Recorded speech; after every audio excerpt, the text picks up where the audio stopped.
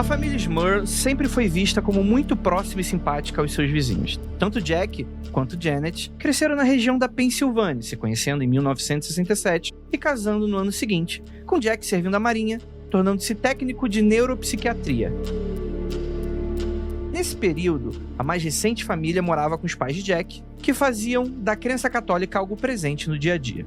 Os primeiros 18 meses na Chase Street foram um período feliz para a família, até que tudo mudou repentinamente quando um demônio se instalou no lugar, assombrando a família por mais de 10 anos. Hoje nos juntamos para falar do caso que recebeu muita atenção da mídia, onde, apesar do local ter passado por 3 exorcismos e investigações por demonologistas como Ed e Lorraine Warren, o demônio se recusou a sair. E vocês vão escutar essa história agora, logo depois da vinheta, e a gente já volta.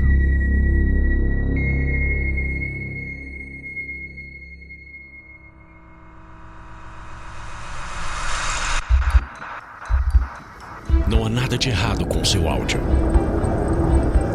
Adentramos agora através dos seus sentidos. Estamos preparando você para o que vai acontecer nos próximos minutos. Além do que conhece por tempo e espaço, o contato com algo além. Não conte para ninguém e nunca olhe para trás, pois este é Mundo Freak Confidencial.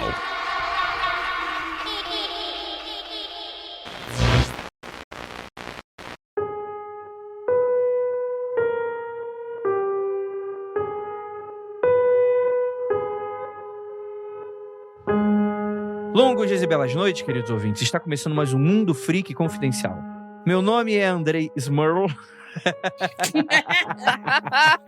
Gente, você não sabe o quão traumático é para um carioca falar o nome dessa família. E estou aqui para falar sobre esse caso interessantíssimo, macabro, cheio de mistério. Você acredita no demônio, ouvinte? Não devia. O que será que acha a nossa queridíssima Jay Carrillo? Então, gente, eu só fico impressionada com essa família que foi ficar com o demônio dentro da casa durante 10 anos. Eu acho que seria eu, sabe? Porque eles começam a...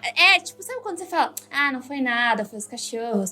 Não foi nada, foram os gatos. Não, eu tô muito cansada. Eu devo estar ouvindo coisa. Deve ser meu remédio novo pra cabeça, que não deve estar dando muito certo em mim. E é basicamente assim que você vive com encosto na sua casa por 10 anos. Achei, assim, de uma sensação muito péssima. Temos aqui ela que convive com demônios todos os dias, Tupaguerra. Calma, eu estudo demônios, não necessariamente eu convivo com eles, né? Como assim? Não tem que ter uma... Tem que conviver com material de pesquisa, pô. Como assim? O Sérgio Rangel lá na Eliana, ele vivia no mato com os bichos. Isso. Vocês acham que eu tenho, tipo, a fazendinha de demônio, é isso? Exatamente. Na garrafa. Eu acredito. Cara, não. Mas vocês têm que lembrar que eu estudo demônio antigo, não estudo demônio contemporâneo. Os demônios aí é novo. Eles já morreram, né? Excelente.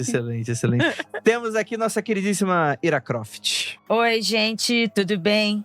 Preparados para uma pauta filme, porque eu já estou vendo um filme. Por favor, produtores, cineastas, investidores, temos aqui uma pauta filme do casal Warren, né? Que pauta maravilhosa. Já tá, a Vera Farmiga já tá aquecendo, já no vestiário. Pra assinar contrato aqui, hein? Perfeito. Próximo audiodrama do Mundo Freak. Olha aí, ó. Quem sabe um audiodrama aí de demônio invadindo a casa dos outros, né? Olha aí, ó. Aí no final era um cara, tipo, não aconteceu comigo, né? Era um cara normal que invadiu a casa. Credo. Gente, antes da gente falar sobre esse caso ele é tenebroso, assim. Altas coisas aconteceram. Tem súcubos no meio, tem móvel pegando fogo. Tá uma delícia aqui hoje, tá um... Que delícia. Tá o programa do ratinho aqui da demonologia. Antes de ir pra essa pauta, tem um recadinho bem rápido pra dar pra você.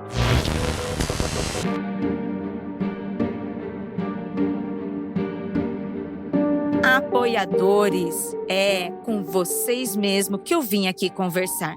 Acompanhe os seus e-mails, o mural de aviso no Apoia-se.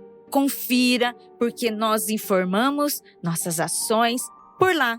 E agora a gente tem uma newsletter para apoiadores para enviar para vocês o que nós estamos fazendo de podcast, de vídeo, de eventos e tudo mais dentro desse universo freak. E você que quer se tornar um apoiador, Acesse o Apoia-se, o link está aqui no post. Venha apoiar os nossos projetos e fazer parte desse universo. E não deixe de seguir as nossas redes sociais. Lá nós temos os nossos próprios conteúdos, uma curadoria maravilhosa feita pela Sabrina e muito conteúdo freak para você acompanhar.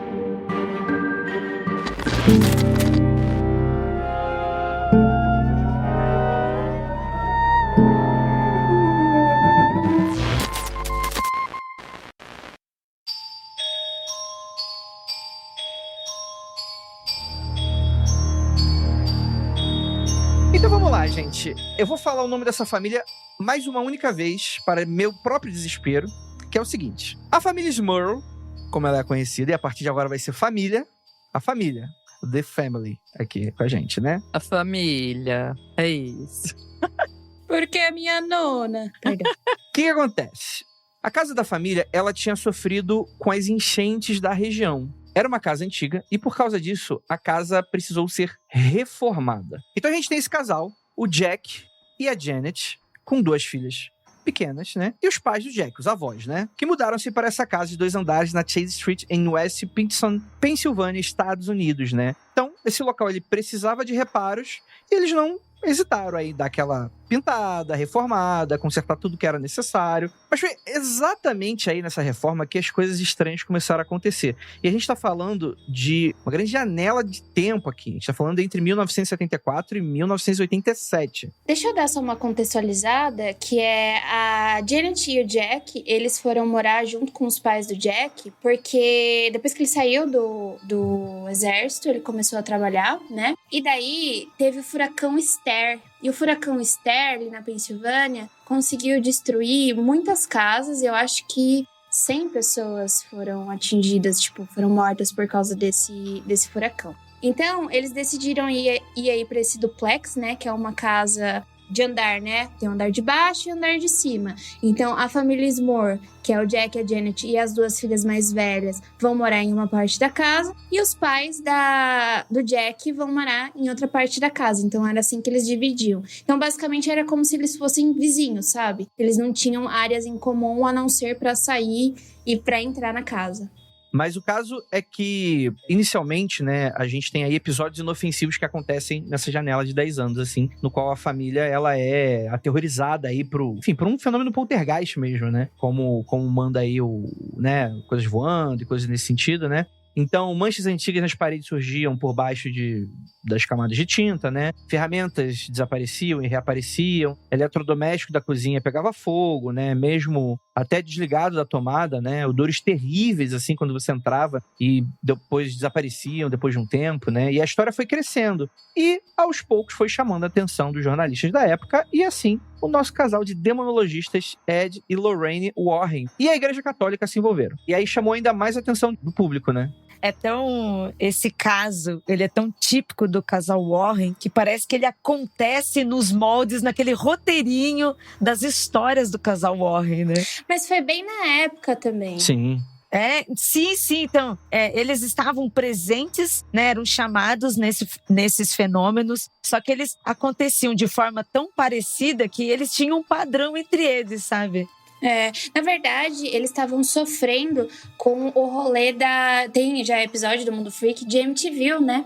Então, pelo fato de ter acontecido um familicídio ali, eles foram acusados de terem compactuado com o advogado do DaFeo Jr., o que matou toda a família, para fabricar as aparições que tinham na casa.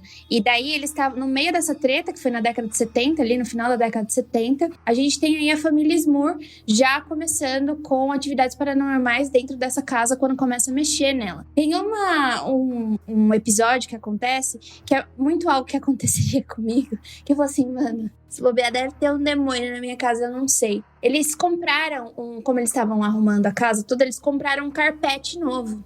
Carpete vinho. E quando chegaram em casa e abriram o carpete, tinha uma mancha bem no meio do carpete que não tinha antes. Daí a Janet foi lá, lavou, passou um monte de produto, a mancha sumiu, deixou pra secar, enrolou e quando ela foi colocar de volta na sala, a mancha reapareceu. Daí ela acabou jogando o tapete fora. Daí, eu e manchas em roupas é a mesma coisa. Outro dia eu fui comprar um Vanish pra, tipo, lavar uma blusa que ela era creme, daí ficou com umas manchas mais brancas, sabe? Só que eu colocava de um lado da luz, ficava mais branco. Do outro lado da luz, era creme. Eu falei assim, meu Deus, eu devo estar ficando louca. E quando eu fui fazer essa pauta, eu falei assim, meu Deus, deve ter um demônio na minha casa. O demônio da mancha de roupa. Exatamente. Acontece isso às vezes, né? Você coloca as roupas pra lavar e de repente elas saem manchadas. Você fala, oh meu Deus, é o demônio. Não, é só você às vezes mesmo.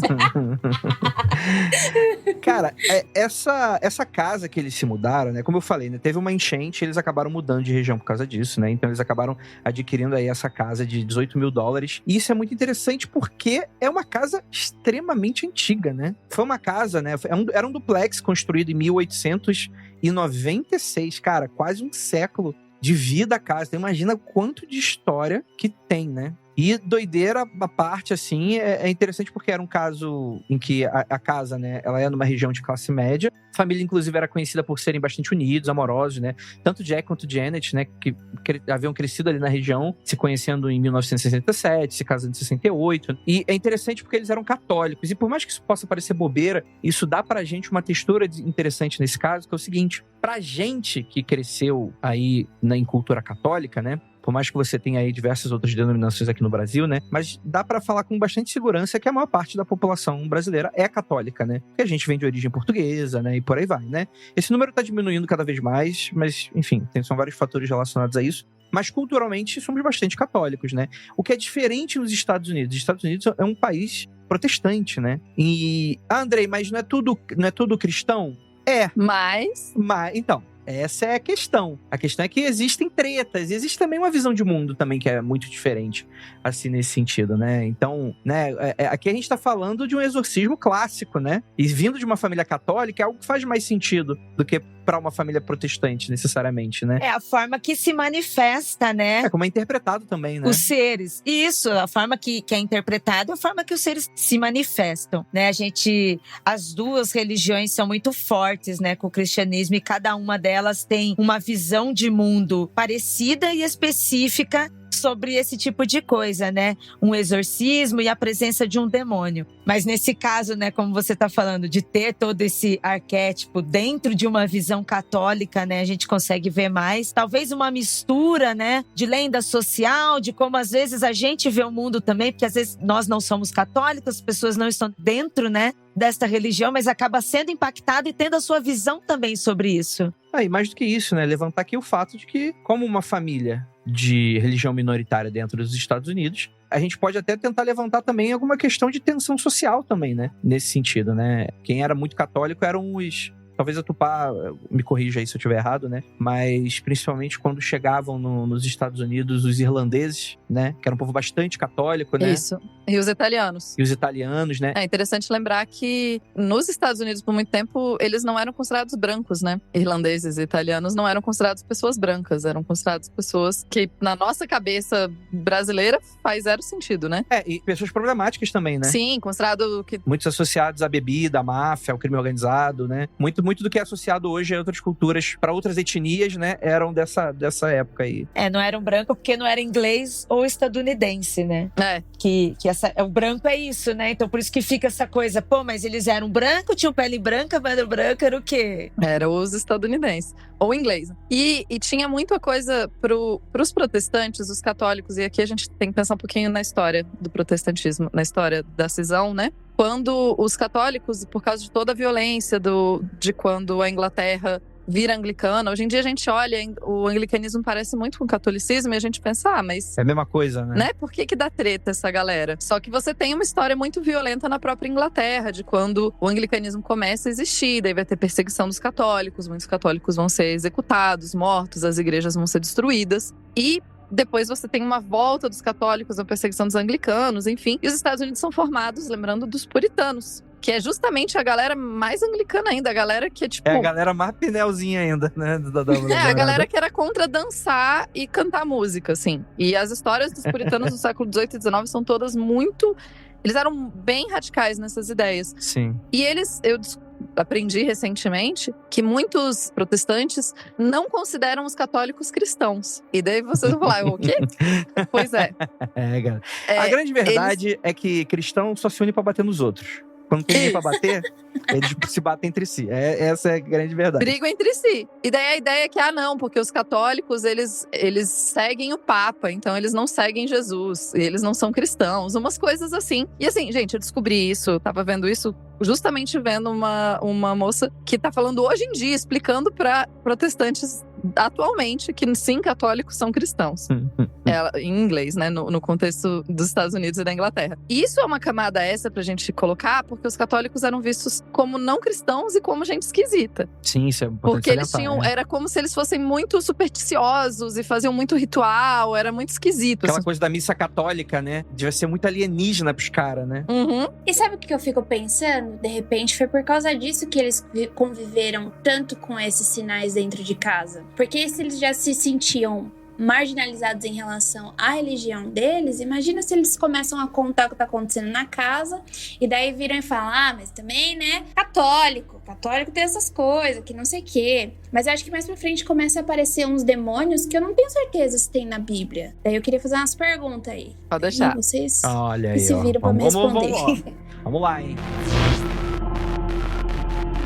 Como eu falei, né, o Jack ele tinha entrado pra Marinha, né, ele se tornou neuropsiquiatra. A questão toda é que 18 meses depois que começaram as reformas, né, coisas estranhas começam a acontecer, né. Em janeiro de 74, começa com uma mancha estranha aparecendo no tapete novo, né. E aí, beleza, né, alguém derramou alguma coisa. Só que aí a televisão do Jack pega fogo. Aí eles falaram, acontece, né. E aí, canos de água começaram a vazar, mesmo depois de várias soldagens. Aí eles falaram, esquisito, né. A nova pia e banheira do banheiro reformados foram encontrados incrivelmente arranhadas, como se um animal tivesse atacado. A gente falou, acontece, né? Um texugo, sei lá, um guaxinim. O guaxinim é satânico, né? Todo mundo sabe.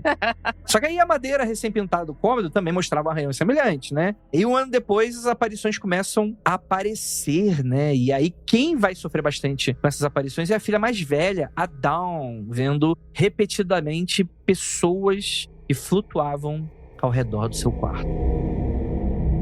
Caralho. E aí eu já tenho perguntas. Tá? Perguntas.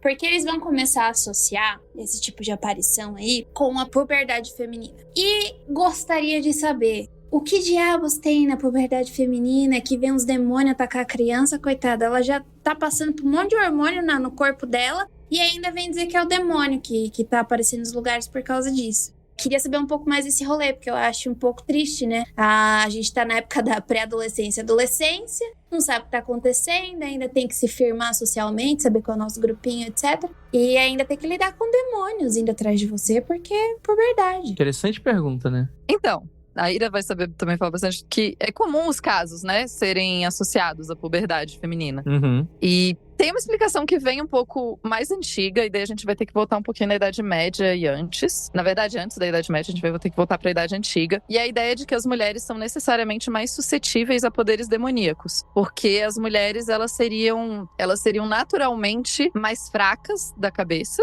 e por isso seria mais fácil o demônio atacá-las. Então, mulheres são mais fracas e mais suscetíveis. Só que quando elas são crianças, elas são inocentes, não tem nenhum problema. Só que aí quando elas estão mudando, né, estão passando pela puberdade, elas estão recebendo os sinais do pecado de Eva, que é uma interpretação que se dá para a menstruação, que eu acho um abuso. E além disso, elas estariam nesse momento, é como se elas estivessem entrando, deixando de ser criança, deixando de ter essa proteção e ficando suscetíveis. A gente tem também que várias culturas têm essa questão com esses momentos de transição, e a puberdade feminina, ela é um momento de transição mais óbvio. Não que culturas não tenham rituais e coisas específicas para o momento de puberdade masculina, mas a puberdade feminina tende a ter mais associações por ser um período mais óbvio e etc. Uhum. Então, assim, eu imagino que é daí. E se a gente tá falando de um manifesto, se a gente tá falando de uma ocasião onde ela está diretamente relacionada a uma visão de mundo debaixo de uma religião religião que vê a mulher e o ciclo menstrual como pecado, como portas abertas, como um momento em que o demônio pode ir atentar e ela aceitar, a gente já tem isso debaixo da religião. E como o Andrei também falou no início, o contexto social que não tem como desvincular de religiões, porque religiões são manifestações da própria sociedade, né? É a articulação da sociedade, um grupo social baseado naquilo que ela está vivendo, naquilo que ela está fazendo. E como a Tupá bem falou,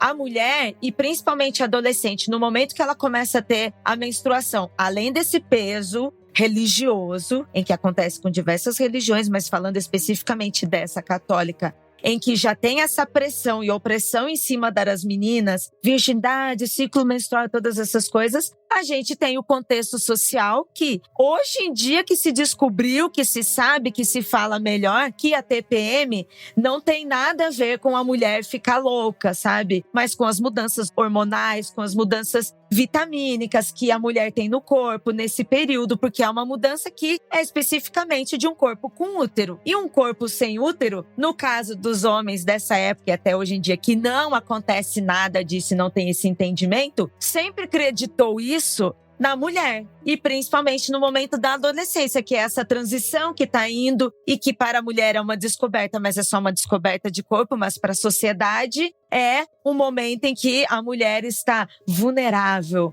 E aí quem que vem? O demônio para possuí-la. A gente consegue ver isso também em filmes, porque quando se trata, das poucas vezes que se trata de possessão masculina, o corpo do homem, ele não é violado. O corpo do homem, ele é normal, ele é um cara bravo, bruto, geralmente ele é misterioso. Quando se tem possessão, assim, filmes que o cara tá possuído pelo diabo, por um demônio, sabe? Ou é um monstrinho ou um cara sedutor. Mas as possessões femininas, elas são sensuais, elas são sexuais, são cenas de estupro, são cenas de autoflagelação, sabe? Relacionado a este órgão feminino como um pecado. Eu ia chegar exatamente nesse ponto, porque assim, essa não é a primeira história de, tipo, assombração em casas e poltergeist, enfim, que eu pesquiso, e essa me chamou muita atenção, porque na casa a gente vai ter pouco homem, porque falando especificamente do núcleo familiar da Janet e do Jack, eles têm 2 filhas mais velhas e depois vai nascer gêmeas, 2 gêmeas. Então você tá ali com 5 mulheres na casa e um homem. E daí a gente vai perceber que esses demônios que estão aí, eles atacam sexualmente até o próprio Jack, entendeu? Mais pra frente vai ser atacado. Então eu fiquei pensando, putz, nas outras histórias de poltergeist, geralmente, tipo, é uma criança, é um cara que morreu na casa, que não sei o quê. Esse não, esse é puramente sexual, entendeu? Mais pra frente, enfim, vai ter outras especulações, mas eu achei que isso me chamou muita atenção, sabe? De ser com as meninas, de ser sexual. Eu falei assim, pô, será que tem alguma coisa a ver com a religião? Por que na puberdade? Enfim. Eu acho que é muito complicado, né? Porque é uma interpretação extremamente misógina, assim. Eu gosto muito da interpretação que a Ira dá, porque é justamente do tipo assim, se a gente for pra um lado cético, né? A gente pode ter aí todas essas pulsões e todas as questões sociais da repressão da mulher. O homem, tipo assim, o adolescente homem, né? Ele pode sair, ele pode se divertir, ele pode ir em festa, ele pode fazer coisa, né? A mulher não, tem um peso maior, né?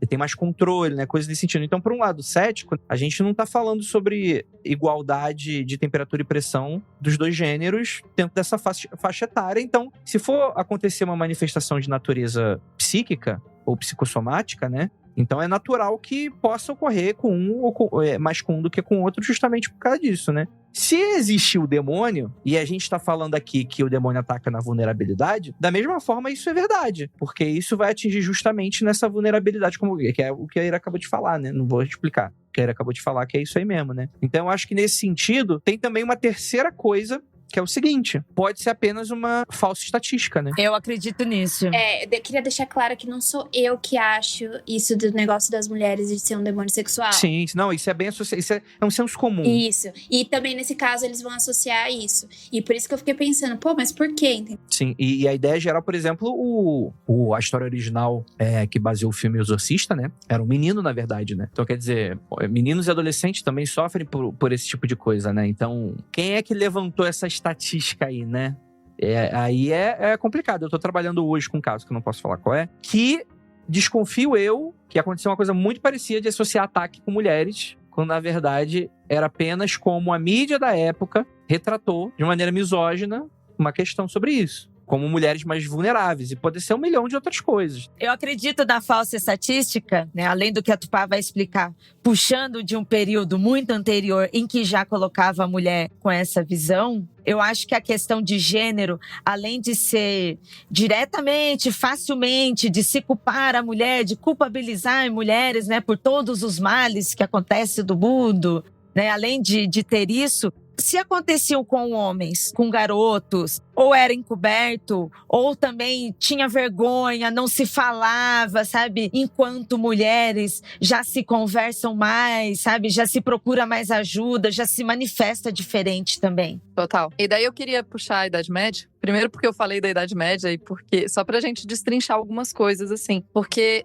a gente tem um costume, todos nós, eu inclusive, tá, gente? De procurar explicações simples, assim. Tipo, é por causa disso ou é por causa daquilo. E esse é um fenômeno que não é por causa disso ou daquilo. É por causa de várias coisas que se complementam. E no caso da Idade Média, eu puxei a Idade Média e, na verdade, vem da Antiguidade, uma visão muito forte de que a mulher é o ser mais sexual. Que é uma visão que a gente não tem hoje em dia. E isso é muito importante da gente reparar, porque hoje em dia a gente tem muito mais a visão de que quem tem uma libido maior são os homens. E que as mulheres não teriam tanta libido assim. Essa é a visão mais corrente do mundo, né? E durante a Idade Média é o oposto. E eles se baseiam muito, uma das principais teorias que vão falar sobre isso é a teoria dos humores, né? Então, tudo no mundo teria características entre úmido ou seco, quente ou frio. Essas seriam as características de tudo no mundo. Comida, gente, etc, etc, etc. Mulheres seriam úmidas e frias. Homens seriam secos e quentes. Então, a natureza úmida e fria das mulheres faria com que as mulheres estivessem constantemente procurando contato com os homens para esquentar.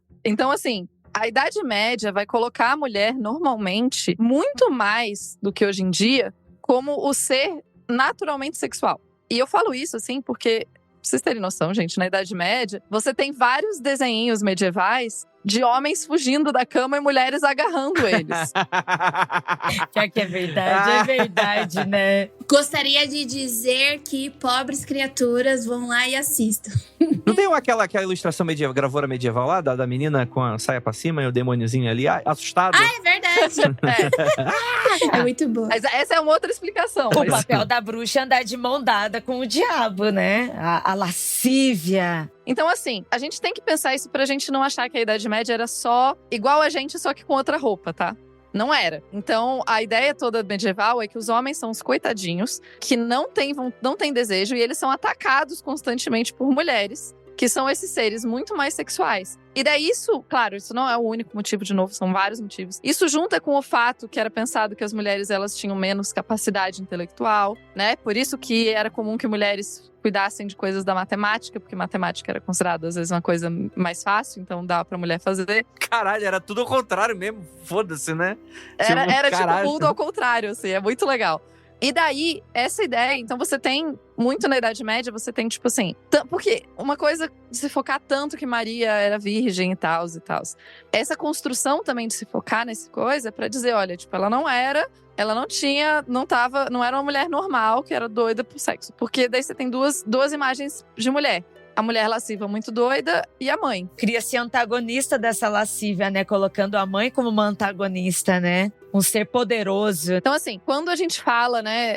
Só pra gente não achar que a igreja da Idade Média era totalmente igual e só demonizava as mulheres todas, assim. A demonização feminina da Idade Média é diferente, a misoginia na Idade Média é diferente da misoginia atual. E daí, quando a gente pensa no filme do Exorcista, por exemplo, que vai ser muito influente para a forma como são representados demônios e exorcismos e coisas, enfim, no mundo contemporâneo, o fato de ser uma menininha no Exorcista vai influenciar como a mídia tende a representar mulheres como mais exorcizadas. Aí vocês estavam falando, tipo, acontece com homens também, mas tem aqueles estereótipos dos filmes que não necessariamente vêm da religião, vem também desse contexto social mais amplo. Então tem as duas coisas, tem a religião e tem o contexto social. Na verdade, tem várias coisas. É tipo isso. E interessante salientar que década de 70 nos Estados Unidos, a gente tá falando aqui do auge do pânico satânico, né? É o começo do pânico. E tem estudos que mostram que o pânico satânico tá relacionado com a introdução do VHS na casa das pessoas e o filme Exorcista. Tem efetivamente estudos que mostram essa correlação. Essa correlação, né? Olha que interessante. Cara, é do caralho.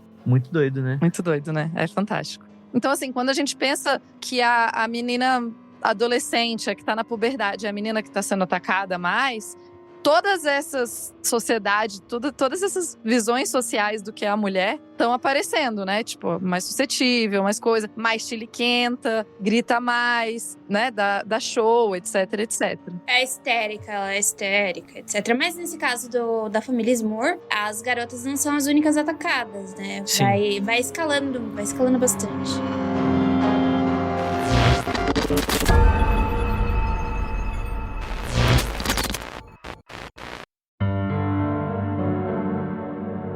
Cara, e aí que tá. Por mais que todas essas coisas estivessem acontecendo com essa família, eles meio que foram levando no banho-maria, cara. E eles só bateram o martelo que, cara, realmente, esse lugar aqui é maldito depois de 2 anos que eles perceberam que a residência estava assombrada, né? A privada dos banheiros dava descarga sem que ninguém tivesse usado. Passos eram ouvidos continuamente subindo e descendo a escada. Gavetas se abriam e fechavam por conta própria. Rádios tocavam alto, mesmo desligados. Cadeiras de balanço vazia balançavam e rangiam misteriosamente, como se alguém estivesse realmente sentado nelas. Eu não posso julgar eles. Não sei vocês, mas eu não posso julgar eles. Eu totalmente ignoraria todas essas coisas. Eu também. Tudo isso. Provavelmente eu ignoro. Tudo isso já aconteceu. Por muito menos que isso, eu já tô achando que é o demônio. Eu saio correndo com o celular atrás. Cadê? Cadê? E outra coisa, né, gente? A gente tá falando também de um estressor que acabou de chegar na família 2 anos depois, que foram as gêmeas, né? Pô, você tem 2 crianças pequenas em casa, você tem 2 garotas que estão entrando na puberdade. Que zona que deve ter essa casa, entendeu? Tipo... A privada ligou sozinha. Foda-se, tem 2 neném chorando, gente. Tem prioridades da vida aqui. Exatamente. É. Não, o que eu gosto dessa explicação da Jabe, explicação cética, é que é o seguinte. Pra você que tem filho... se prepara aí, que vai vir coisa junto aí, ó. Tá embalando 2. Eu quero só ver qual vai ser a explicação da Jay na hora que chegarem pessoas flutuando. Vambora, não. É por causa das gêmeas, pô. É isso.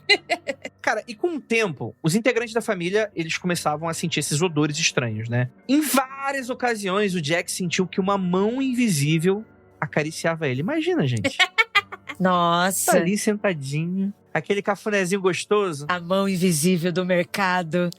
Você acha que tá exagerando no TikTok do barbeiro turco? Fazendo aquele pet shop de macho?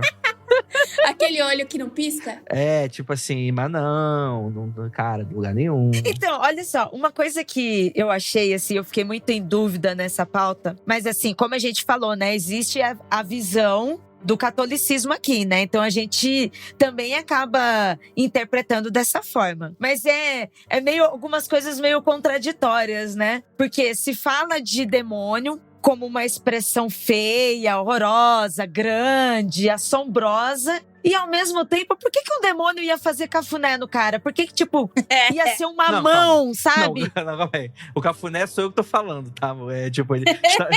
Não, mas tá. Assim, o demônio pegou nele, encostou nele. Mas sim, sabe?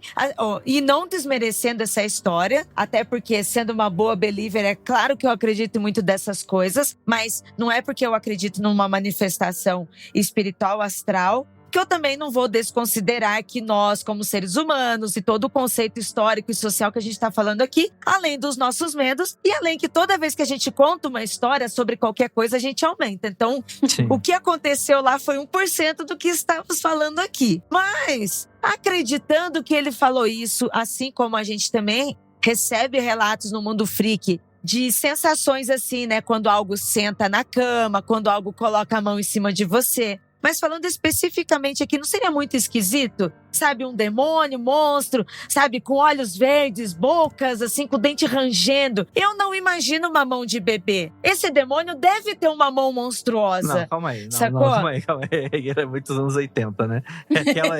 Aqueles props, né, com unha postiça, assim, né? Assim, Mas não é só impressão minha dos anos 80. É o que eles falam como foi. São os relatos deles. Ele era monstro. Cara, mas é impressionante que essa situação foi indo, sabe? Foi fundo. O cara tomando carinho na cabeça, descarga tocando. Lembra que começou em 74. A gente tá falando agora de 85. Em 85 é que realmente as coisas começaram a ficar brabas. E se você for lembrar, começa em 74 e vai até 87. Então, esses últimos 2 anos de manifestação, eles foram onde que o bicho pegou, né? Onde que tivemos as coisas aí, as mais assustadoras, né?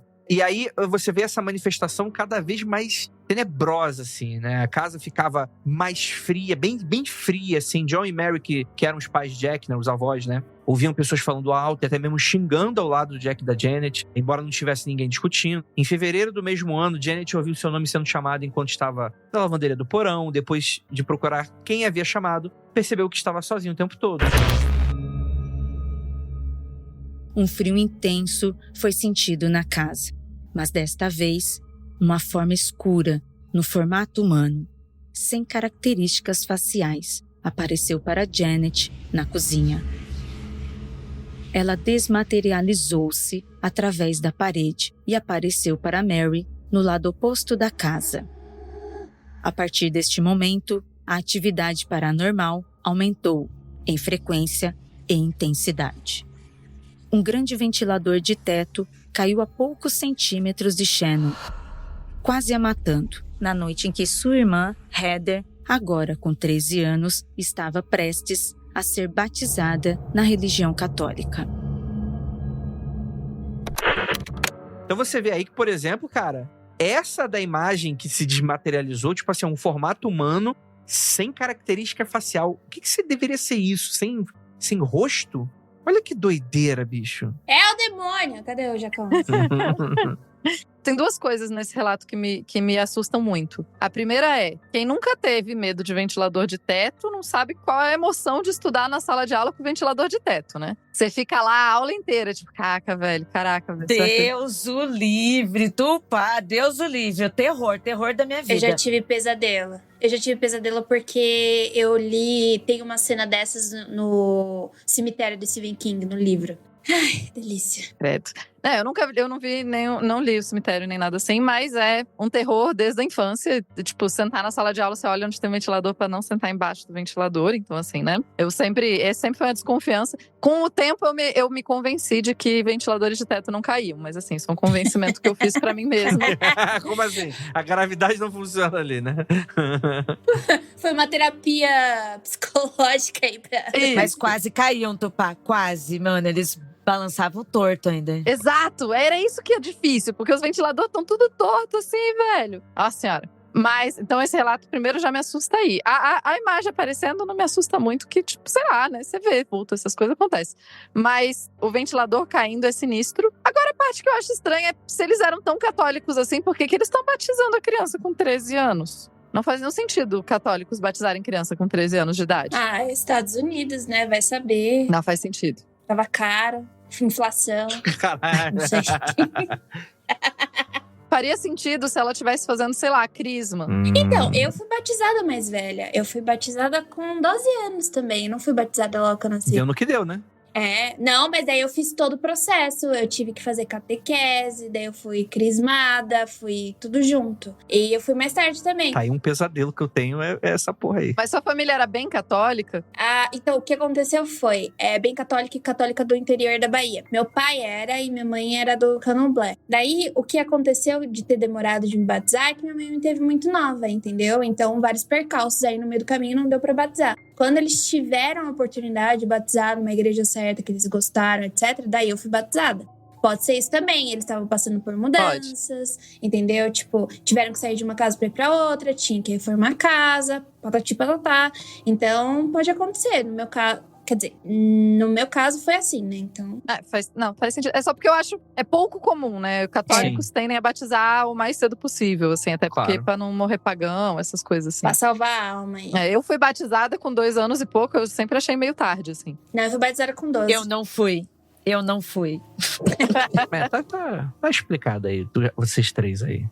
Tá explicado. Mas fora isso, eu tenho outras coisas, outros momentos interessantes, batizados feitos em quintais, mas isso é outra questão. Não, mas nem começa que vai ter um aconteceu comigo só sobre batizado em quintal, que aí você não pode contar as histórias. Aqui é assim, te dá indireta aqui, assim mesmo. Conforme essas atividades paranormais aumentavam, assim, sem explicação, né? Cara, era uma coisa bizarra, assim. Jack e a Janet, em algumas ocasiões, levitavam. Teve uma vez, por exemplo, que a Janet, ela foi arrancada da sua cama. Olha a situação. Eles tinham acabado de fazer sexo. Eles tinham acabado de... Como é que eu falo de uma maneira que seja mais interessante? Então, foi esse o problema, porque na tradução é they made love. Eu falei assim, fazer amor? Que horror! Não. Eles estavam na cama transando. Estavam transando. Após o Vucu Vucu... É após o intercurso carnal. Tá bom. Então, cara, depois de transarem, né, a Janet... E ó, é um demônio conservador, né? Ninguém transa nessa casa. Então, ela é arrancada da cama e paralisa o cara. E sufoca ele com um odor horrível dentro do quarto, né?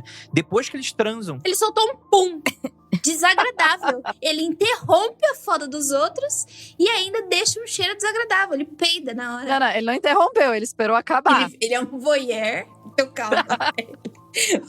Eu quero saber depois da Tupá sobre isso, sobre essa violência aí dentro de exorcismos e possessões. Assim, tava comentando com o André esses dias atrás aí, uma série que eu tava assistindo. E, assim, cinematograficamente, na série, a mulher é uma médium e acontecem manifestações espirituais lá, né? E não é, assim, uma série não é uma série nem católica, nem de outra religião, porque não se fala nem sobre Deus, mas fala sobre o astral. E aí eu comentei com o Rodrigo, falei assim, os fantasmas na série taca fogo na casa, bate porta, assim, violentamente, cai armário, sabe, assim, umas manifestações. E aí eu falei, eu tava rindo da série, que exagero. E aí quando eu li essa pauta, eu pensei a mesma coisa, meu Deus do céu, eu falei, será que aconteciam relatos assim, com essas manifestações? E aí, por isso que eu quero perguntar para Tupá este conhecimento dentro dessa religião, porque assim, eu fiquei bem assustada com isso. Então, na verdade, tem poucos relatos desse nível de aparição, violência, etc. É bem raro. Inclusive, a visão mais comum da Igreja Católica, isso mais comum,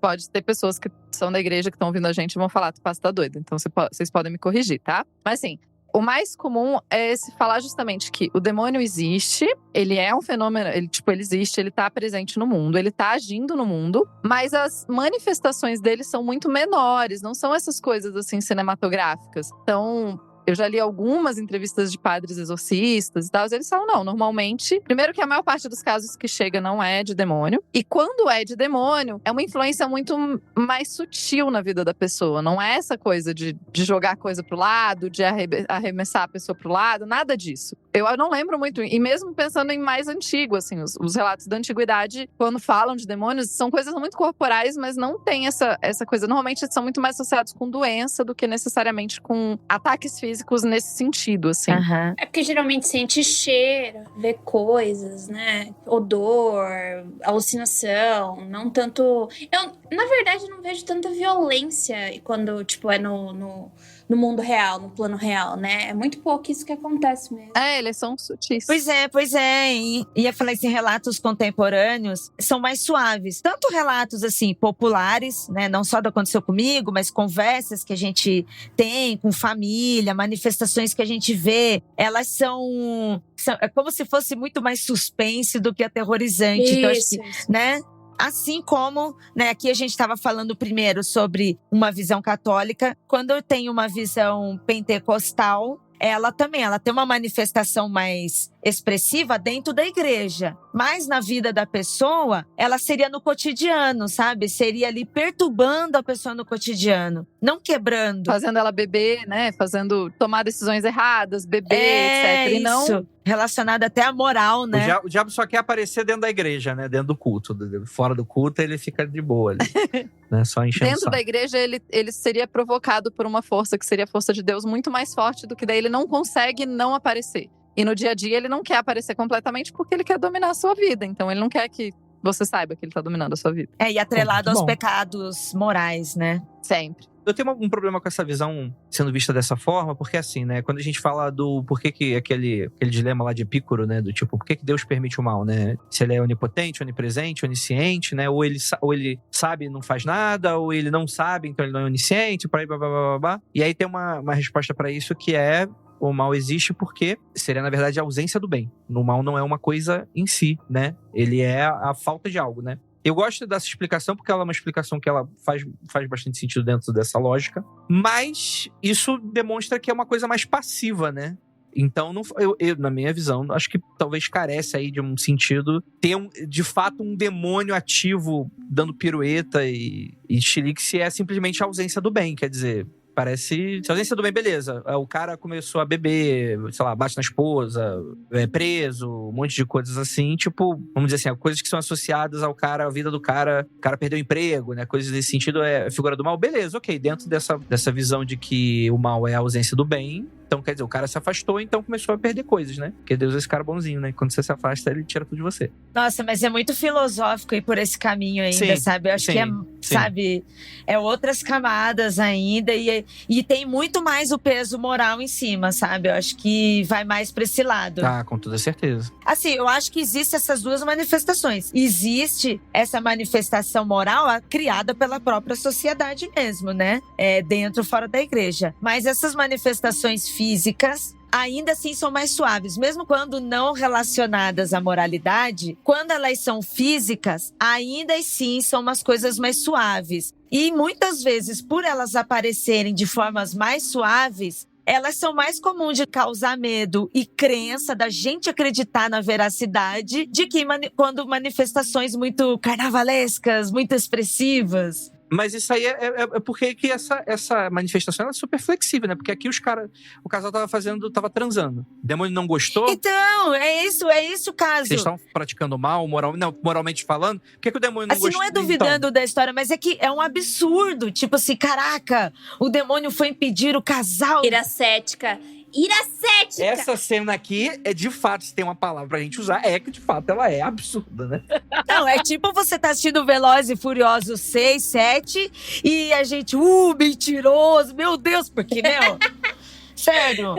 Assim, tem uma hora que, assim, o assunto é super interessante. E aí você fica tentando imaginar na sua cabeça como que aconteceu no dia, que nem casos de detetive, né? A gente começa a recriar todas as cenas. Aí tem umas coisas que são super legais, super relevantes. Aí a gente vai entendendo, até quando tem moralismo, a gente consegue entender. Mas aí chega num negócio desse, sabe? Fica assim, Eu tenho uma teoria sobre isso, tá?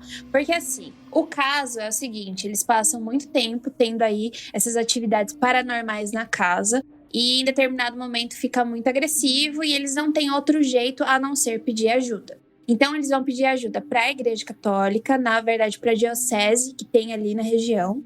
Eles se negam de primeira, e quando eles se negam, meio que eles ficam desesperados, porque eles não aguentam mais viver com aquela situação. Então acaba caindo nos ouvidos dos Warren, e por causa dessa pressão que eles começam a fazer, entenda, desses 10 anos, eles passaram mais de 7 anos sem dizer o que estava acontecendo. Eles não publicaram, eles não foram pra mídia. Não defendendo a família em relação à exposição midiática, porque depois vai ter um livro, né? Que eles fizeram, assim, consentiram a fazer esse livro. Então, existiu sim uma questão midiática aí depois. Mas ela nasceu por conta do desespero. Será que essas situações extremamente agressivas e, ao nosso ver, como você tá falando, exageradas, não foi porque eles já estavam no limite e eles precisavam fazer alguma coisa de forma urgente para poder sanar esse problema que eles estavam batendo na casa dos 10 anos, entendeu? Então, era tudo ou nada, eles precisavam fazer alguma coisa. Então, pra mim, as coisas começam a ficarem extremas e a eles irem pra mídia porque eles não veem outra saída, entendeu? Pode ser. E pode ser um floreio também, né? Pode ser que tivesse rolando umas paradas e eles aumentaram tanto ali pra conseguir essa atenção. Contador de história, eu fiquei puta da vida quando eu fui tirar eu tive um tumor na garganta e tirei, né? E daí a moça, a cirurgiã fez um procedimento estético pra não ficar com uma cicatriz. Eu fiquei puta da vida, porque eu queria inventar história. Levei uma facada na garganta, você não sabe como ficou outra pessoa. Não, ficou simplesmente um risco perfeito no meu pescoço. Eu falei, você não acredita que eu não fui costurada, que eu passei por tudo isso, você não me costurou. Você fez você colou a minha pele. Fiquei indignada, entendeu? Então eu não posso... Como é que é? Fizeram por Tinks com a Jay? O que é isso? Eu não posso nem inventar história, porque nem dá pra ver a cicatriz. Absurdo isso, absurdo. Não gostei.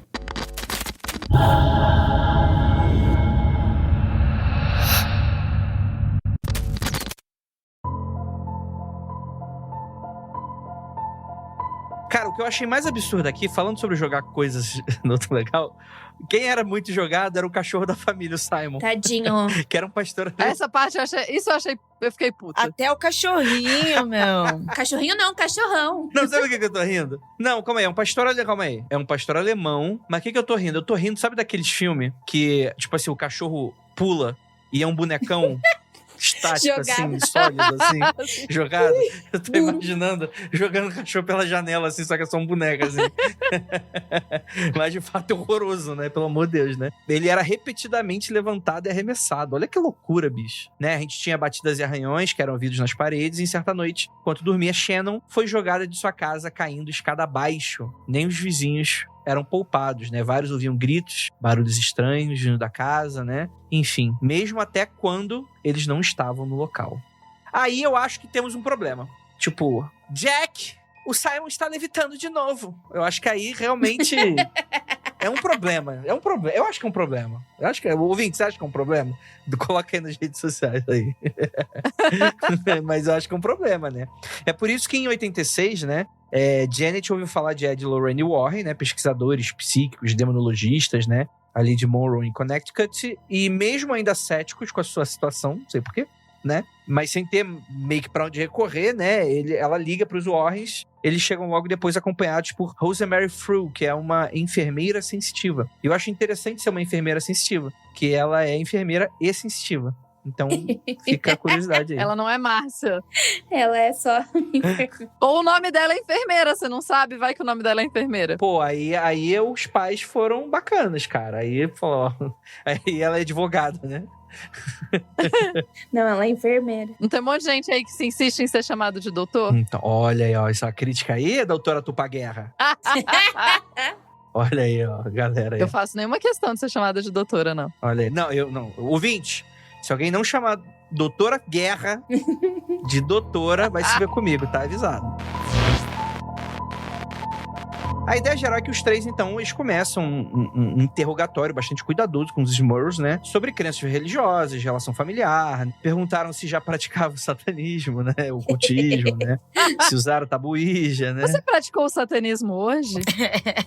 O foda é que se alguém fizer uma entrevista e eu for totalmente honesto, aí talvez eu caia aí na malha fina aí, mas é foda. Enfim, né? Se já de alguma maneira convidaram forças sobrenaturais pra sua casa, né? E aí, logo depois, né? O trio, né? O trio Maravilha aí percorre a residência, identificando então aí um armário no quarto como um ponto de cruzamento entre os dois lados da casa. E a equipe afirmou ter detectado a presença de 4 espíritos malignos, 3 eram menores, e o quarto, um demônio muito forte. Só que assim, sem essas evidências de disfunção familiar, né, convocação do culto ou tragédia que possivelmente possa ter ocorrido no local, os Warrens só puderam assumir que o demônio devia estar adormecido, provavelmente por décadas, e tinha ressurgido para aproveitar a energia emocional gerada pela entrada das meninas na puberdade. Olha aí o assunto que a gente discutiu. E eu acho que é legal que o demônio meteu uma costeleta russa mesmo de décadas aqui também, né? Tá lá de boa, dormindo. Se não fosse pela moralidade, né, principalmente em cima das meninas, das mulheres, né, e o cunho sexual relacionado, até o impedimento lá da transa do casal, né, se fosse pelas outras manifestações, olhando por outras óticas, por outras visões de mundo, né, poderia ser, né, um saci, poderia ser um espírito brincalhão, poderia ser um ser da floresta, sabe, fazendo barulho, batendo porta, derrubando coisas, do que só um demônio fazendo isso, né? Porque ainda assim é estranho, né? Um demônio tá perturbando a família assim, sem nada, sem porquê, sem objetivo. Tipo assim, o demônio não tava on the loose, andando pela vizinhança, opa, olha a família legal. Não, tipo assim, tem que ter uma questão moral envolvida pra diminuir a imunidade esotérica da metafísica do local, né? E eles serem atacados, né? Essa crença é interessante, né? Mas essa crença é muito antiga, né? Assim, nos manuscritos do Mar Morto, por exemplo, já aparece muito essa ideia não demônios especificamente, porque a gente não tem exatamente demônios nos manuscritos do Mar Morto, mas coisas malignas te atacam quando você comete algum pecado ou se afasta das leis de Deus. Então, faz bastante sentido a crença, a ideia, embora seja uma ideia muito moralista, mas é a ideia padrão, assim. Tipo, você vai ser atacado por coisa ruim se você faz coisa errada. E nem necessariamente você faz coisa ruim, é você, tipo, não segue os padrões. Inclusive, tem um dos manuscritos que fala que as redes de Belial estão sempre aí. E se você sai de uma, você com certeza vai cair em outra. Então, tem a rede da luxúria, tem a rede... Então, essas são... A rede mundial de computadores. Ou a rede de computadores. São sempre pecados, né? São os pecados. São sempre, assim, as armadilhas do diabo são o pecado, né? E o que são o pecado? Essas imoralidades. São armadilhas de Satanás. É como dizia o grande clássico da MPB, quem pecar vai morrer, quem pecar vai pagar. Ao contrário, né? Quem pecar vai pagar, quem pecar vai morrer. Então, fica aí o grande ensinamento aí, contemporâneo. Eu só lembrei do grande clássico, caso vocês não conheçam, um clássico da internet da armadilha de Satanás. Sim, também é clássico aí, ó. Isso é até a dancinha. Então, os Warriors, eles então preparam aí o combate, né? Os malucos vieram equipados, né? Então eles tentam provocar o demônio pra ele se expor, tocando fitas de músicas religiosas, confrontando corações. E o ser maligno teria reagido violentamente, sacudindo um espelho e gavetas e soletrando a seguinte frase: "Seu bastardo sujo, saia desta casa." E apenas água benta e oração pareciam interromper manifestações, né? A situação começou a se tornar mais séria quando Jack foi violentado por uma sucubus, que se fazia passar por uma idosa com um corpo jovem. Seus olhos eram vermelhos e suas gengivas verdes. Ed Warren foi estrangulado e depois sofreu sintomas fortes semelhantes aos da gripe. O íncube agrediu sexualmente Janet e ruídos de porcos, considerado um sinal de infestação demoníaca grave, podiam ser ouvidos nas paredes. Eu acho interessante as simbologias das infestações demoníacas, né? Por exemplo, a questão dos porcos, que vem muito daquela passagem do Novo Testamento, né? Que Jesus faz os espíritos irem pros porcos e os porcos se jogam do precipício. Por sinal, eu acho palha. Pô, véi, e os porcos estavam lá de boa, não tava fazendo nada pra ninguém. Animal, coitado. Aí eles são possuídos e se jogam do precipício, enfim. Mas é interessante que você vê como que é a coisa, primeiro de provocar, né, e tentar trazer. É curioso demais um demônio falar de, tipo, seus bastardos saiam daqui, porque inclusive uma das visões, um dos textos da antiguidade que fala de demônios, os demônios seriam os bastardos, porque eles seriam os espíritos dos filhos dos anjos caídos do céu, dos nefilins com as mulheres. Então, os bastardos seriam os demônios, né, não faz sentido, assim. E é tudo muito, muito... muito detalhado, que me faz desconfiar muito. Como se alguém tivesse estudado pra poder falar sobre isso, né? Tipo, olha, tá aqui um roteirinho que eu fiz e vamos lá, vamos continuar. Isso, e tudo muito, não sei, essa coisa muito cinematográfica, né? O que o pessoal, a gente tava falando, a Ira falou, aí o filme pronto já. Não, e é interessante porque eles teriam pedido ajuda também à Diocese Católica Romana de Scranton, né? Que acabou negando ajuda, né? Em determinado momento, Janet pensou até que estava recebendo ajuda de um padre chamado Padre O'Leary, mas descobriu que, na verdade, esse padre não existia, né? E por conta disso, Warren agiram trazendo o bispo McKenna, que é um padre tradicionalista que se recusava a seguir mudanças dos rituais exigidos pelo Segundo Concílio do Vaticano. Então, por exemplo, ele celebrava sua missa em latim e já havia realizado mais de 50 exorcismos para os Warrens, né? Era um padre rebelde, né? Um padre rebelde que ficava fazendo exorcismo fora do que a igreja determina, né? O fato da igreja não ajudar me deixa com a pulga muito atrás da orelha. Sim. Porque a igreja católica, a despeito de muitas coisas de errado que a gente fizer, né, mas... você sempre falou, Tupá, né? Você sempre falou, tanto aqui nos outros programas, o quanto a Igreja Católica é até mesmo burocrática, né? Chato demais pra fazer isso, né? Eles têm um cuidado. Então ela faz uma investigação muito minuciosa, então às vezes demora, mas ela só vai realmente ir até a casa da pessoa para fazer um exorcismo se tiver muitas comprovações, testemunhas, e vários padres e bispos vão até lá para colher, para depois ter tudo isso, né? E nesse caso aqui, tava estranho, né? Então é isso que me deixa com a pulga atrás da orelha. O fato da igreja não ir atrás me deixa muito desconfiada, assim. Porque, tipo assim, se chegou o Ed e a Lorraine, com certeza esse caso já tava bastante conhecido. É verdade. E daí, também. tipo, a igreja, me parece que eles tinham alguma confirmação de que a parada não era real, assim. Essa é a impressão que me dá. Eu acho que nem que não era real, talvez até que eles não queriam se meter. Eu acho que eles não queriam se meter. Essas paradas super televisivas, essa política nada mais é do que pra evitar que a igreja católica se meta em polêmica. Do tipo, oferecendo exorcismo à torta e à direito. Que deu ruim, várias vezes. Sim, porque deu muito ruim várias vezes, né? Então a igreja católica assume essa postura bastante conservadora, né? Com relação ao exorcismo, né? É interessante que o negócio é tão maluco que o que estava acontecendo ali, o que estava manifestando, nem eles souberam, ninguém nunca nem soube. Assim, acreditando no relato deles, no que eles estavam vivendo, né? Existem os exageros, existem os moralismos em cima disso, e existe o fato deles mesmos terem essa visão por causa da igreja católica. Então, o que estava ali, se fosse um demônio, se fosse um encosto, se fosse um espírito obsessor, nem eles estavam sabendo como lidar com isso e como corresponder a isso, por não conseguir identificar. Eu acredito fielmente nisso. Esse bispo Maquina, né, ele teria conduzido, então, um ritual católico, né, o famoso ritual romano aí, de exorcismo, né, pra extrair o espírito maligno da casa, né. Só que isso não deu certo, e para além de não dar certo, enfureceu o demônio. O bicho ficou puto. Então, depois o cara ficou brabo. Jack diz que na parede da casa existia um espírito chamado Abigail, segundo os médiuns. Mesmo identificado, os ataques continuaram. Uma das gêmeas, Karen, ficou gravemente doente com uma febre estranha e quase morreu. Dawn, uma das irmãs mais velhas, foi violentada pela presença maligna.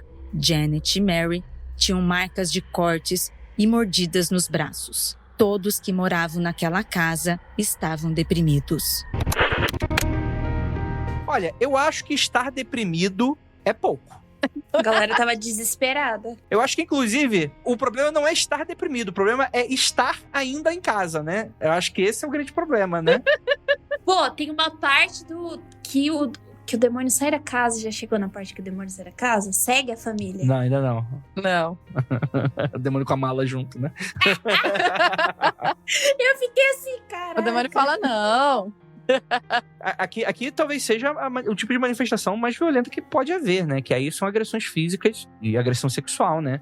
Na verdade, foi tão grotesco e brutal que eu tive que suavizar essa fala aí. Porque o real mesmo é bem mais pesado o que acontece com uma das adolescentes da casa. É bem pesado. Bem, Ed Warren explica então aí a família que parece estar em uma espécie de segunda fase demoníaca, né? Que seria a opressão, né? E é legal que os caras desenvolveram até uma própria técnica de reconhecimento que é só deles, né? Eu já certinho. Depois dela viria a infestação, a possessão e, finalmente, a morte de algum membro ou todos da família. É aquela notícia que tu dá no almoço de família, né, gente?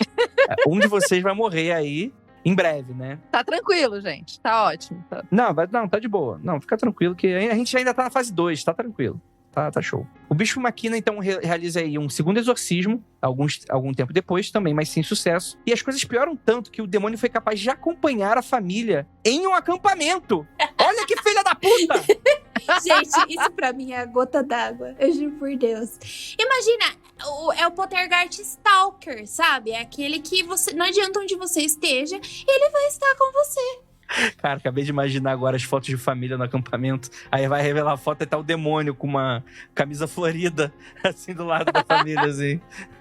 Eu tô começando a achar que eles deviam ter achado uma forma só de conviver, assim, tipo, acabar com a violência e só conviver por um tempo, já que não tá indo embora. Por isso que eu imagino que parece muito mais um outro ser, de alguma outra cosmovisão aí, sabe? Do que simplesmente um demônio. Eles estavam vendo como demônio, mas poderia ser qualquer outro encosto, sabe? Porque o demônio Por que ele vai passear no acampamento? Mas talvez, se fosse um espírito relacionado a alguém da família ou da casa, sabe? Algum outro ser, entendeu? Que fosse um encosto, também fosse esquisito, mas que talvez não um demônio desse jeito, porque ainda é muitas coisas estranhas. Um demônio que encosta a mão na pessoa, faz um cafuné, um demônio que vai pro acampamento, daqui a pouco o demônio tá pedindo um cafezinho, sabe? Demônio de Minas, ele pede café. Pão de quê?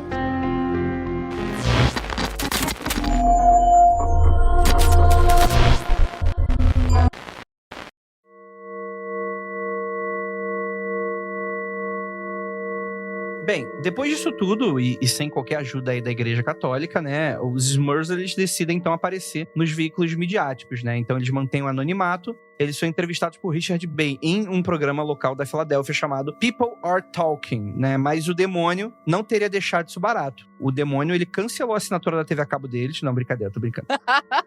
Ele teria feito a Janet levitar e a atirou contra a parede. Mais tarde, a presença maligna apareceu para Jack como uma criatura monstruosa, semelhante a um porco em 2 pernas. Faz muito sentido a ideia de seres demoníacos associados a porcos, né? A porcos ou a bichos humanoides, assim.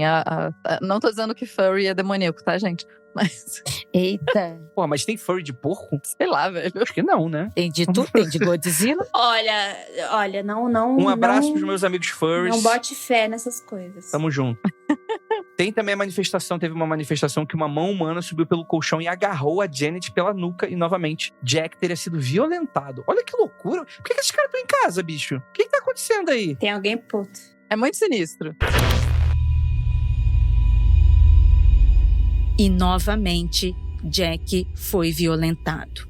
Em agosto de 1986, os Smurfs sentiram que o risco de parecerem ridículos não superava a necessidade de contar sua história para um público mais amplo e concederam uma entrevista ao jornal Wilkes-Barre Sunday Independent. Quase imediatamente, sua casa se tornou uma atração turística para a imprensa, curiosos e céticos que desejavam investigar. Algumas pessoas, incluindo os vizinhos, disseram acreditar que eles estavam inventando a história para lucrar com contratos de livros e filmes. Cara, é estranho vizinhos não confirmarem a versão dos caras, né? Em teoria, alguns vizinhos teriam visto manifestações, né? Mas esses vizinhos aqui é meio genérico, né? Pode ser o vizinho de um quarteirão, realmente vizinho de um quarteirão. Talvez não presenciasse nada, né? Eu desconfio muito dessa história. É aí que os Smurfs, eles entram em contato com a médium Mary Alice Rickman, que examinou a casa e corroborou as descobertas dos Warren sobre os 4 espíritos que atormentavam o lugar. Ela identificou um deles como uma velha chamada Abigail, um outro como um homem que usava um bigode chamado Patrick, que havia assassinado sua esposa e seu amante, sendo enforcado por uma multidão logo em seguida, e ela não conseguiu identificar o terceiro, mas o quarto seria, sim, um demônio extremamente poderoso. E como é que essa história acaba, gente? A cobertura da imprensa, ela pressiona a diocese de Scranton a agir e eles se oferecem para assumir a investigação, né? Os Warrens também tinham planejado um exorcismo em massa com vários padres, além de grupos de oração que foram à casa, né? Para oferecer também conforto às pessoas que estavam sofrendo aquele mal, né? O bispo McKenna voltou pela 3ª vez. Esse cara aí tá bichado, hein? Para exorcizar o demônio no local. Só que dessa vez o exorcismo funcionou, hein? Não houve distúrbio por cerca de 3 meses. Dizem que exorcismos... É bem comum que exorcismo não sejam processos rápidos. Eles não são tipo, faz um e acaba. É um processo. Sim. Tem que fazer várias vezes. Não, durando meses, às vezes até anos, né? Dependendo de como for, né? Claro. Pouco antes do Natal de 1986, Jack viu novamente a forma negra chamando-o para a 3ª fase, a possessão. Ele segurou seu terço e rezou, esperando que fosse apenas um incidente isolado. Só que infelizmente não foi e os ruídos recomeçaram, assim como os odores estranhos e as agressões. Frustrados, cansados e sem esperança alguma, a família então decidiu se mudar para outra cidade. A igreja realiza então um 4º exorcismo em 88, que finalmente parece ter dado certo e a família fica em paz, né? E ainda em 86... os Smurfs disseram à imprensa que estavam arrependidos e cansados de constante bombardeio midiático e, no entanto, Alguns meses depois, eles escreveram, junto com Ed Lorraine e o escritor de jornal Robert Curran, um livro, né, uma versão de bolso de sua história, chamado The Haunted. O livro foi criticado pelo escritor Wilkes Barrett Leader, que escreveu o seguinte: Robert Curran abandonou os princípios de sua profissão para dar aos leitores uma visão unilateral do que ocorreu ou não ocorreu ao longo de vários anos da antiga casa de Jack e Janet Smurl, né? Já a revisora Mary Beth Gehrman escreveu que o livro era mal escrito e era difícil aceitar um repórter supostamente bom, sofisticado, objetivo e credível como Curran levar a sério a história deles, dada a completa falta de qualquer evidência empírica ou física para apoiá-la. Também teve o professor Paul Kurtz, do State University of New York, e presidente do Comitê de Investigações Científicas de Alegações Paranormais, que disse que os Warrens não eram bons investigadores e muito menos objetivos ou imparciais, afirmando que as alegações eram uma farsa, uma encenação e apenas uma história de fantasmas, né? E ele também diz que os ataques que a família sofreu eram possivelmente delírios, alucinações ou comprometimento cerebral, e aconselhou que se submetessem a exames psiquiátricos e psicológicos. Eu achei aqui bem escroto, na verdade, né? Mas... É porque daí, quando a coisa se torna midiática, eles vão caçar o histórico das pessoas, né? E, se eu não me engano, o Jack... Eu não entendi direito, mas, se não me engano, o Jack, ele fez uma operação pra tirar água da cabeça. Sim. E, a partir disso, as pessoas começaram a especular que ele tenha ficado com sequelas por causa dessa operação. E por isso que ele via coisas e acabou influenciando toda a família. Tipo, é uma das teorias, entendeu? Então, mas é aquilo, né? Quando a coisa se torna midiática, aquela coisa que a Ira tava falando mais cedo de aumentar, é aí que efetivamente acontece, né? As histórias começam a ser aumentadas mesmo.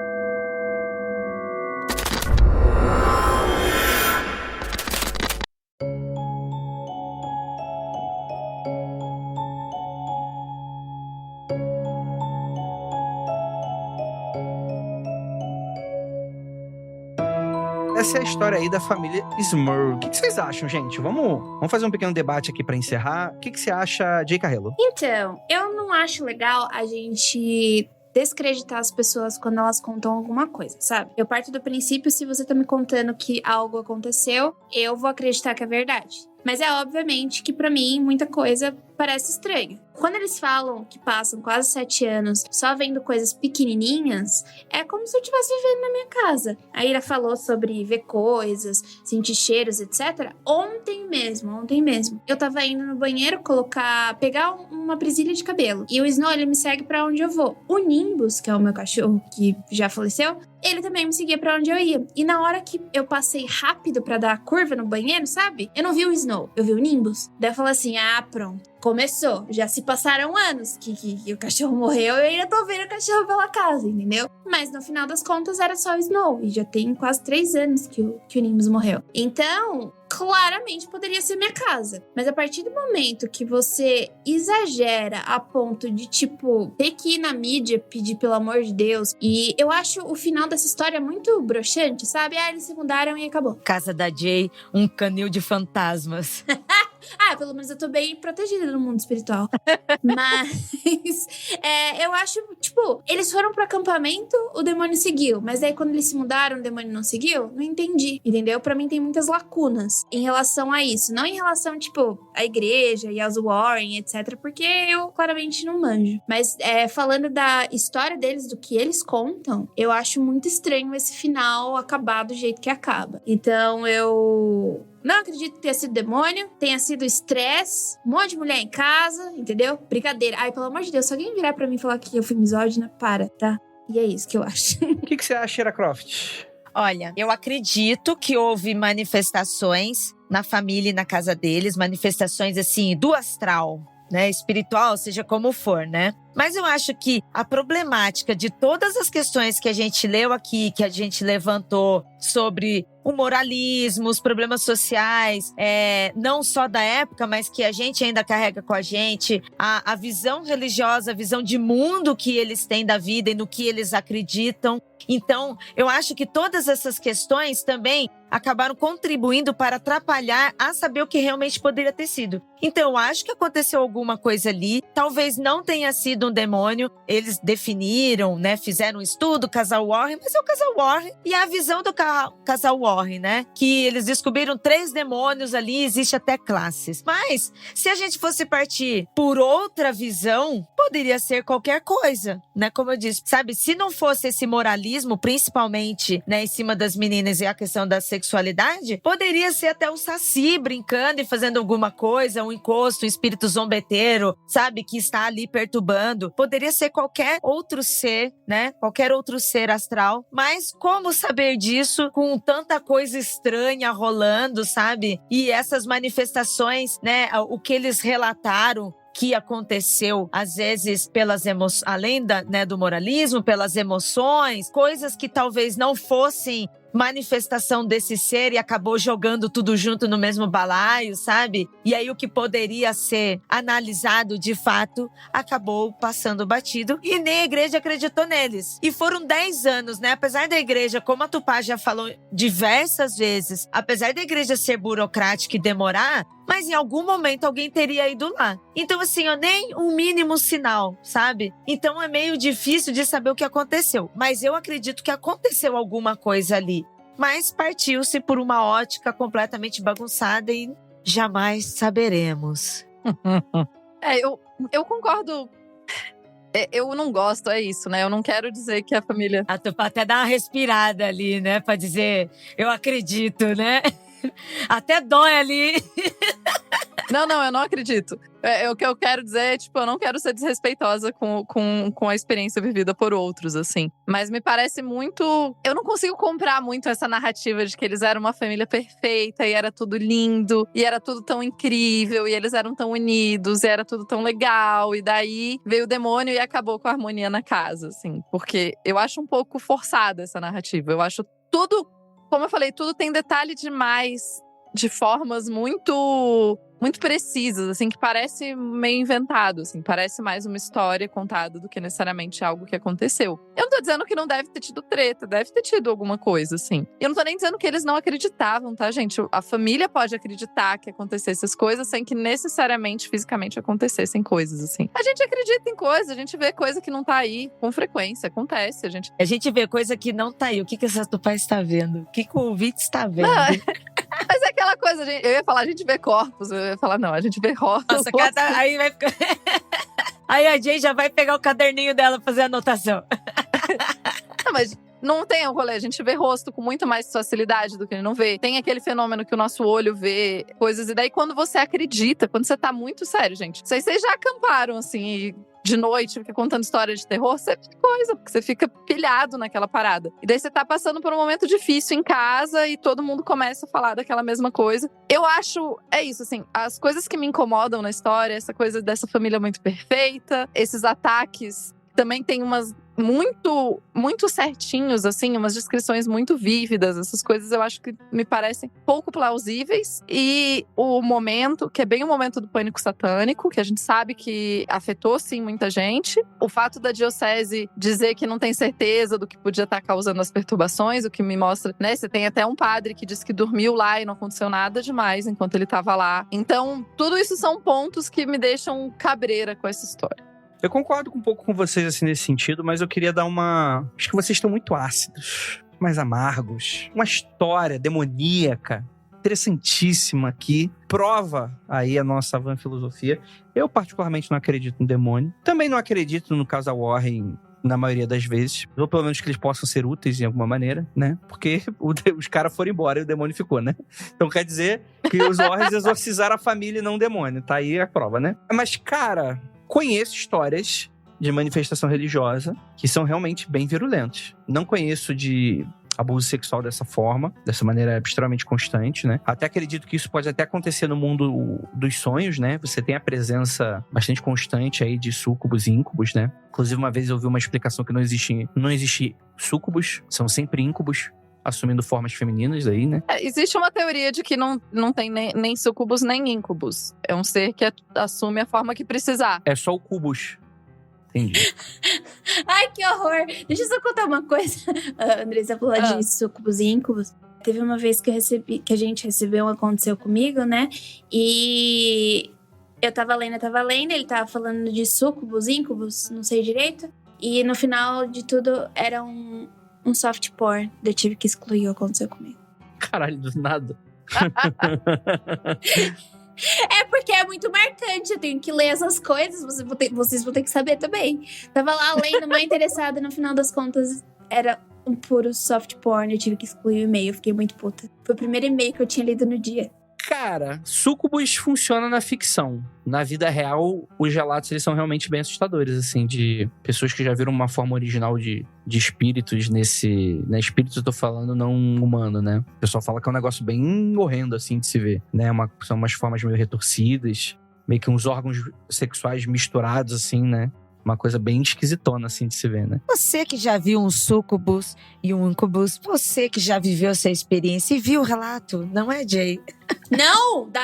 Disso não! Que isso? Ô, Jay, tem coisa aí que você não tá contando pra gente? Revela esse próximo aí, ó. Eu não quero ficar lendo soft porn. Foi horrível aquele e-mail. Você que mandou esse e-mail, não mande mais, viu? Obrigada.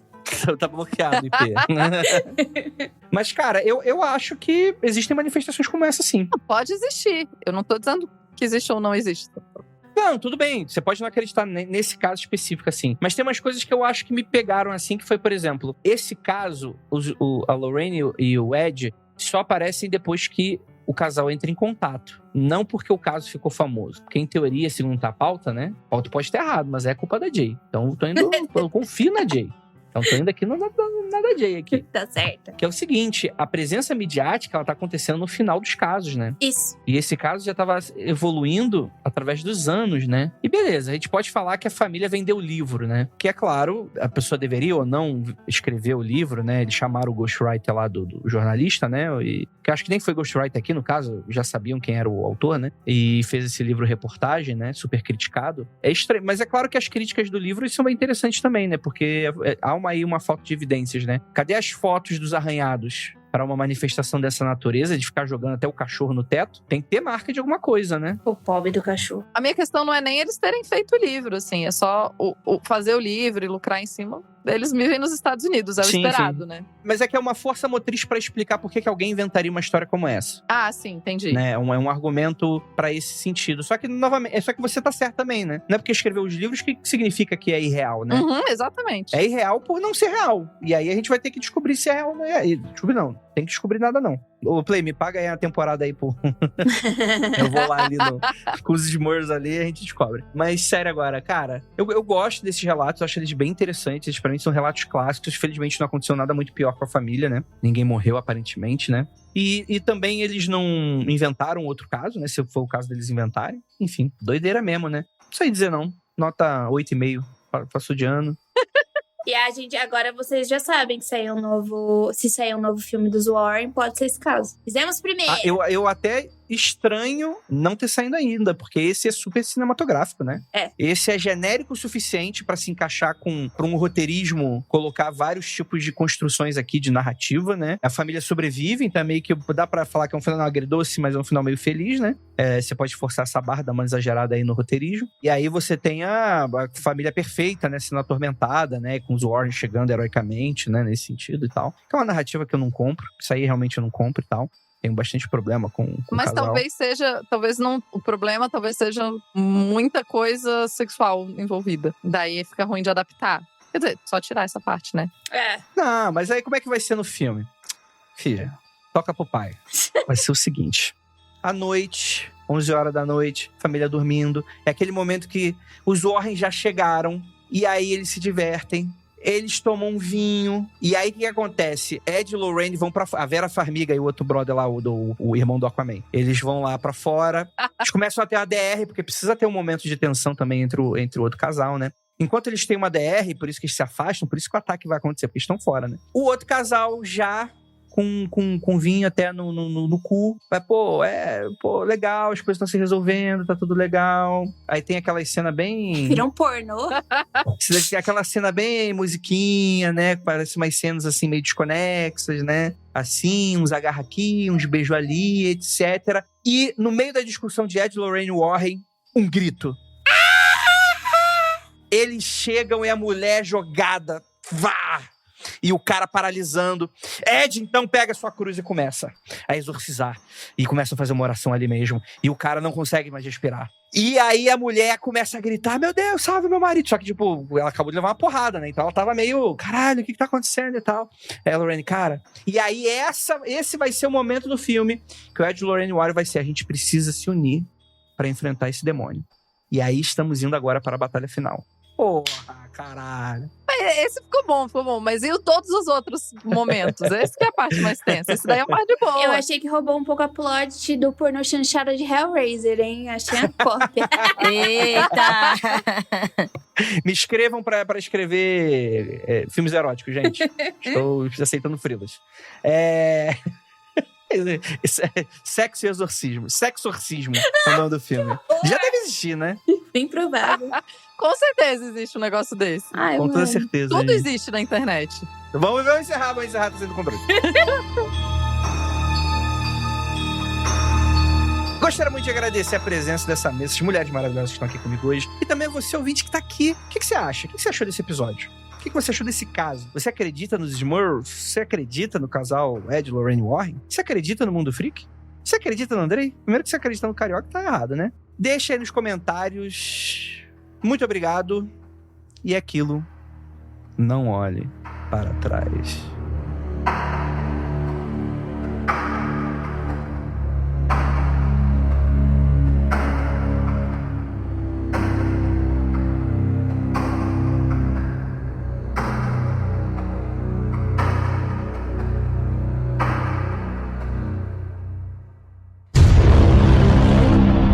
Não, tudo bem. Mas aí na hora de fazer o carinho, ele muda a mão. Sacou? Ele faz a unha. Sabe que isso tem uma história de quando era criança, né? De um bicho que muda a mão. Não, que isso? Quando eu era pequena, uma vez. Não, conta assim. Agora o ouvinte vai me Perfeita, xingar se Jay. não contar. Perfeita, não, porque ela vai contar lá no programa. Perfeita. Será? Calma aí. É isso mesmo, então? Posso Tudo bem, assim? eu conto. Então tá bom. Então vai ser acontecer tudo Próximo bem? aconteceu comigo é com a Tupá. E vai contar a história da mão. Eu vou colocar na pauta pra você Então tá contar, bom. Tupá. Pode deixar. Tá Pode bom, tá colocar, bom. eu conto a história. Tupá de quando sendo eu era criança. censurada. O réu já foi censurado, agora é a Tupá. Caralho. Ninguém me deixa falar. Cara, então, eu vou Brincadeira, viu, gente? expulsar a Deixa eu Janeira desse podcast, porque eles estão roubando o conteúdo desse podcast. Isso aí não se faz. Vamos lá. A situação começou a se tornar mais séria quando Jack foi violentado por uma súcubus que se fazia passar por uma idosa com um corpo jovem. Seus olhos eram vermelhos e suas gengivas verdes. Ed Warren foi estrangulado e depois sofreu sintomas fortes semelhantes aos da gripe. Um íncubo agrediu sexualmente Janet e ruídos de porcos, considerados um sinal de infestação demoníaca grave, podiam ser ouvidos nas paredes. Cara, Você tá amando que esses delícia, hein? voice-over, né? Você tá amando esses voice-over, né? Porque já não é a primeira vez que você fica. Já é o terceiro ou quarto episódio que você fica Os lendo ouvintes elas. nunca vão saber como é que eu leio esses textos aí que a Nanda lê pra gente. Jamais Que é saberão. maravilhoso. Eu acho que já é o quarto seguido que ele faz isso. Murilo, olha o eixo Não, aí eu pra fico ti. sempre, tipo... Ok. É uma coisa meio Discovery problema- Channel, né?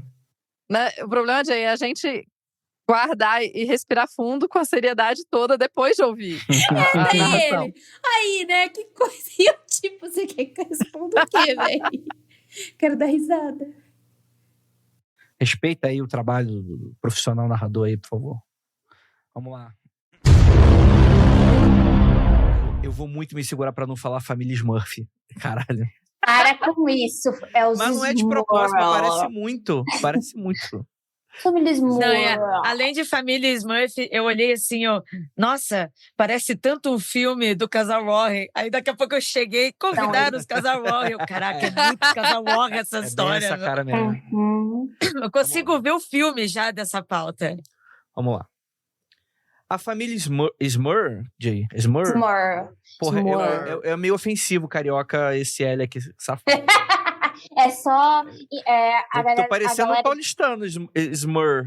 Smurr. Não, a galera de Piracicaba consegue falar muito bem inglês, porque Smurr não tem o Rzinho. Coloca ele até onde Não, não tem. o R de São Paulo é total R em inglês. Eu até falo isso para as pessoas aprendendo. Eu falo, gente, é só falar o R igual porta, porteira, portão. Dá Esse pra R falar aí que família você precisa. Smurley? Smurr. Smurr. Smurley. Vou Vai aí, falar. carioca, se vira aí. Smurley. Caralho, que ódio! Vamos lá. A família Smurr. Caralho. Eu não A tô família falando propósito. Smurr. Smurr. Eu vou ficar com Smurr. Parece que eu tô colhendo Ó, empresa. a dica que eu vou te dar depois é pra chamar as pessoas só pelo nome, não Smurl. falar da família. Tipo, Smurl. família só. Tá bom. Você fala Smurr, já era. Este programa foi produzido por Paratopia Podcast Storytelling.